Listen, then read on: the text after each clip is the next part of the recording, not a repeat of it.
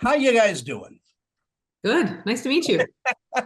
Nice to meet you, Sarah. We had a little conversation in the waiting room, but um, wow, and you're such a Fleischer fan that Yeah. bowled me over. Henry Thomas, as I live and breathe, there you are. Um, wow, what a movie this is! What a wonderfully scary family kind of in distress film. And Henry, what brought you to the role? Well, I had the good fortune to work with Violet on Haunting of Hill House, and I think that was my in. But uh, yeah, it was really exciting to work on Violet and Madeline's first producing foray.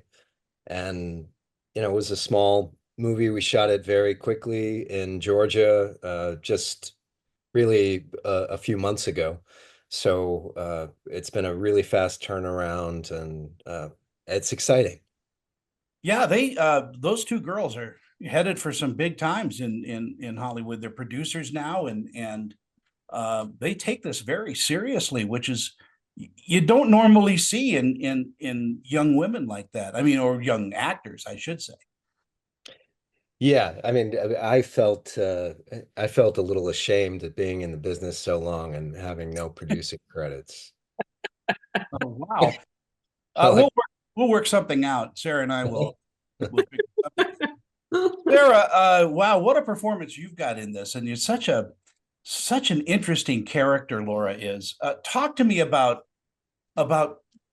getting prepared for her and basically just putting on her skin.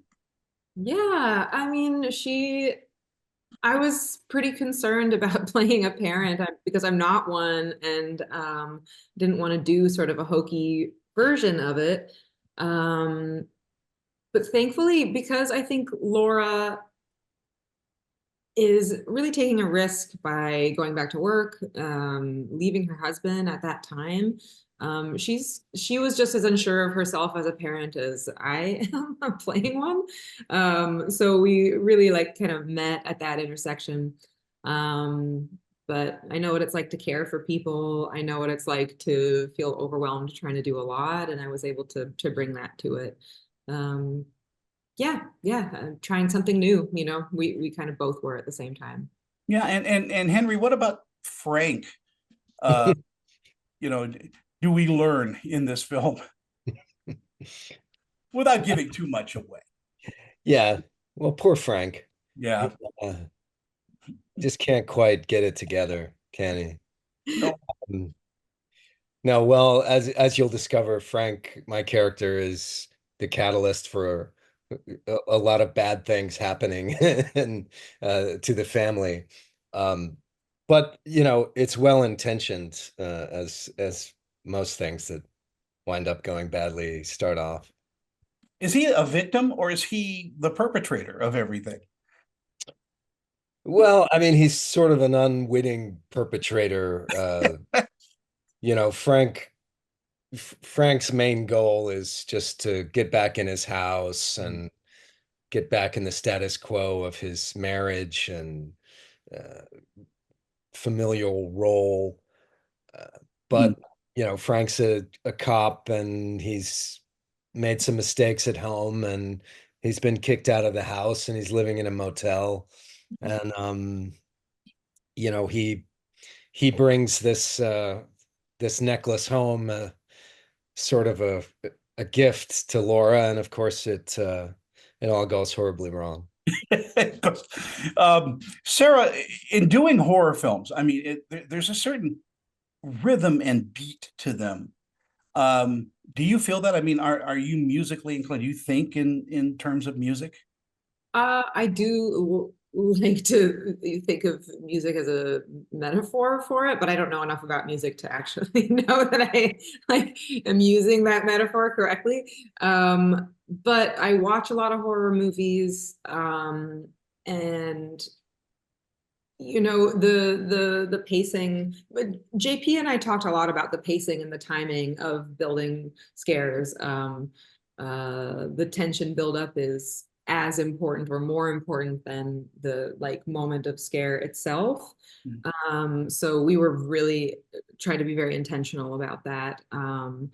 JP's pacing or like tempo directing and filmmaking, I think in this at least, but also in his other movies, is slow. He doesn't mind taking time.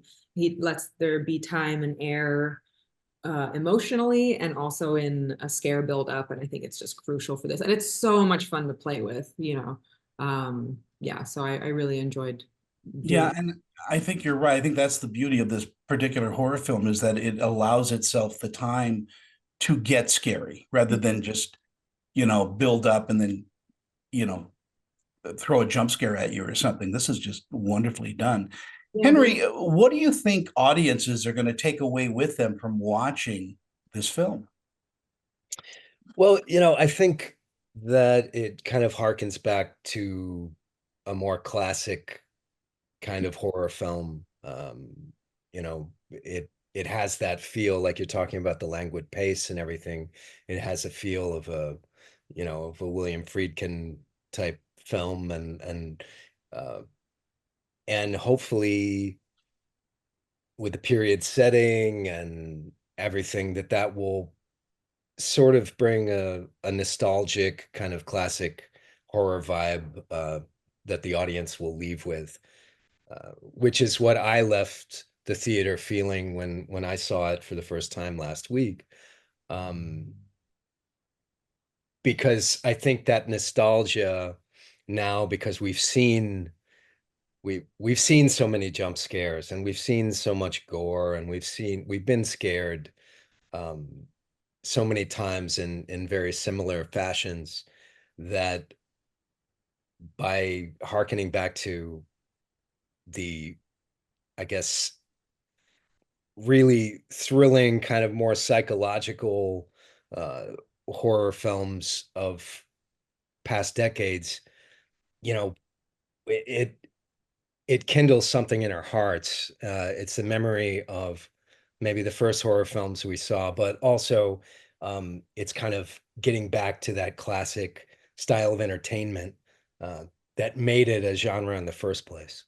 Yeah, yeah, it does remind me of those great films. Sarah, I'm going to give you the last word. What do you think audiences are going to take away from watching The Curse of the Necklace?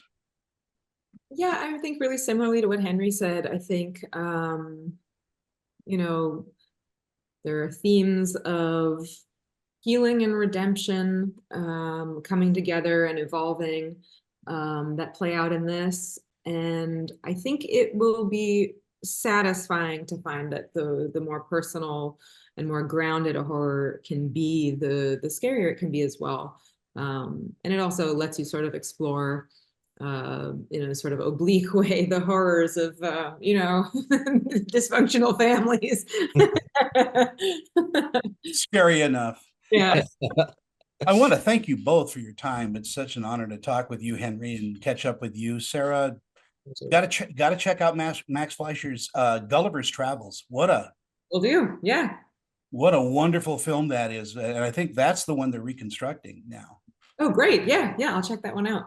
Yeah, both of you, thank you so much again, and it's such a pleasure. Congratulations on the Curse of the Necklace. Thank you. Thanks for having us.